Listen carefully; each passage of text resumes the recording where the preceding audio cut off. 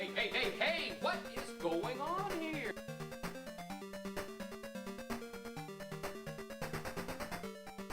What is going on here?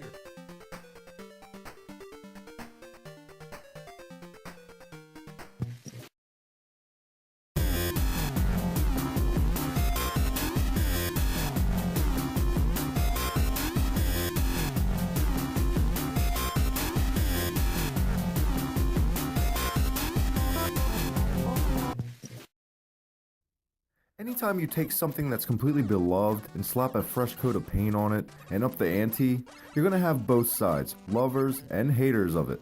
Today's game is one of the most prime examples of that. Today we're going to take a look at Mega Man X, released in 1993 for the SNES by Capcom.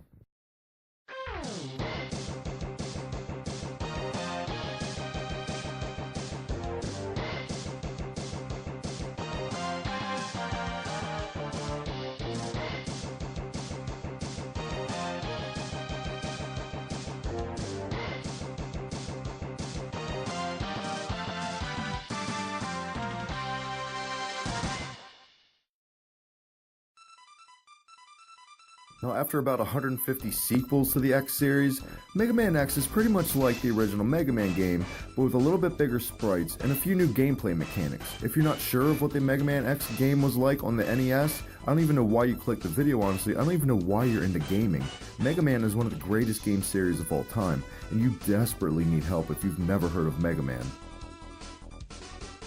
A lot of the dislike from critics to this game is the use of the oversized sprites, which messes up the hit detection and it just throws people off that don't like it.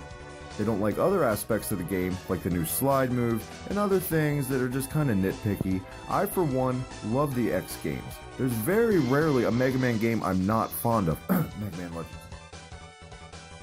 Now, in previous Mega Man games, it's exactly like it in the fact that when you beat a boss, you gain that boss's power for your Mega Buster. But in X series, you can also find different pieces of armor thrown out each level, such as your helmet, your chest plate, and other things to upgrade Mega Man. And plus, it makes him look more badass.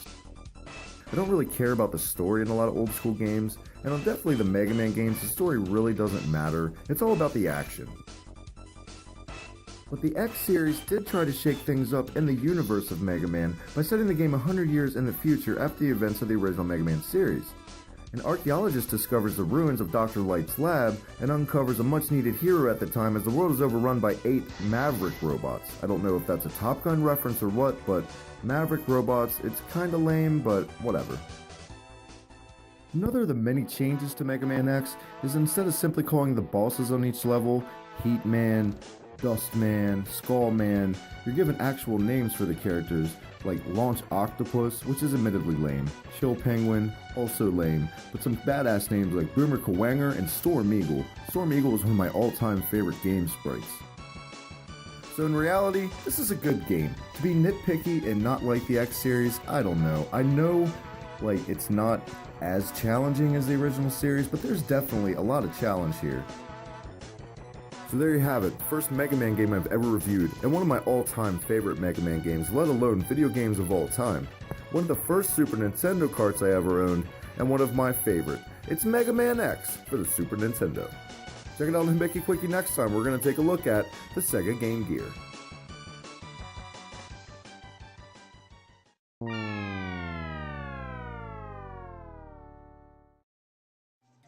Hey guys, you can follow me on Twitter at the HibikiTMD. Check out the HibikiTMD Facebook group for everything retro gaming, pro wrestling podcasts, and everything in between.